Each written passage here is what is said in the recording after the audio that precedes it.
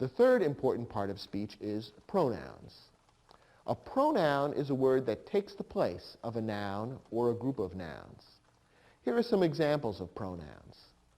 He, she, it, we, they, some, any, who, which, someone. There are many more examples of pronouns and various kinds of pronouns. Again, pronouns are a complicated subject, and we've devoted an entire program in this series to learning all about pronouns and how to use them correctly. So in this program, we're going to speak briefly about pronouns and explain some of the basics that you need to understand. We say that a pronoun takes the place of a noun or a group of nouns. Now, why would you want to use a pronoun in place of a noun or a group of nouns? The basic reason is to avoid unnecessary repetition. Suppose you were writing a story about someone named Mark, and Mark did a number of things in the story. It might get rather tiring to keep referring to Mark by name. Mark went for a walk. Mark walked in the park. Mark saw birds. Mark saw trees. Mark decided to go for lunch, and so on and so forth. By the time you finished reading one page of that story, the reader would be tired of hearing the name Mark repeated over and over and over again. Therefore, pronouns were invented to provide a little relief and a little variety. The second time you refer to Mark in that story, you don't have to use the noun Mark. Instead, you can substitute the pronoun he, or in other contexts, a pronoun like his or him. So, for example, your story about Mark could talk about Mark going for a walk and then saying he decided to have lunch. He went with his brother and they enjoyed lunch together. By using the pronouns he and his and they, the same nouns don't have to be repeated over and over again. The sentence becomes a little more enjoyable and interesting to read, and you don't have the boring repetition of the noun over and over again. So pronouns were invented basically as a way of adding greater variety to writing and making it unnecessary to keep repeating the same nouns over and over again.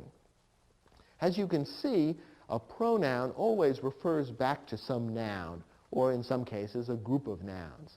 And it's important that the connection between the pronoun and the noun or nouns to which the pronoun refers be very clear. The word or words that a pronoun refers to is called the antecedent of the pronoun. Here are a couple of examples of how an antecedent works. Angela quickly ate her lunch. What pronoun do you notice in this sentence? The pronoun is her. Now, what noun does the pronoun her refer to? Or what noun does the pronoun her take the place of? It refers back to Angela. It takes the place of Angela because in writing this sentence, the author could have repeated that noun, Angela. The sentence could have said, Angela quickly ate Angela's lunch. But that sounds a little awkward and repetitious, doesn't it? So instead, the writer substituted the pronoun her for the noun Angela's and wrote, Angela quickly ate her lunch. That means that the antecedent of the pronoun her is Angela. Angela is the noun to which the pronoun her refers. And you'll notice that the two match in the following way. Is Angela a male or a female? Well, in English-speaking countries, the name Angela is normally used for a female, a woman, or a girl. And that's why the pronoun her has been used, because the pronoun her is also female. It refers to a woman or a girl. So the pronoun and the antecedent in this case have to match in terms of gender, that is, in terms of male or female. And in the special program all about pronouns, we'll talk more about the importance of making sure that a pronoun and its antecedent match in various ways.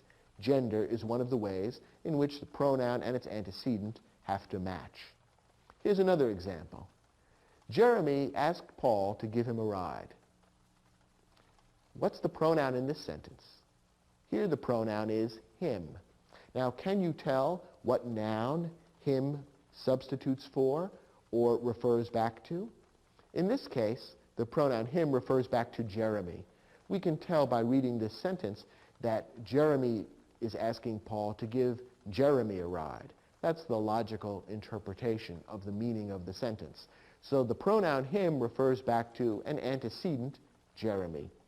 It's always important when you use a pronoun to be sure that you're clear as to what the antecedent is, so you can make sure that the meaning of the sentence is clear, and so that you can make sure that the pronoun and its antecedent match in every way that's important, including gender. In these two sentences, the pronoun does match the antecedent, and therefore the pronoun is correctly used. In your study guide, we've provided an exercise to test and reinforce the information you've learned in this lesson. Please turn to your study guide and try your hand at that first exercise.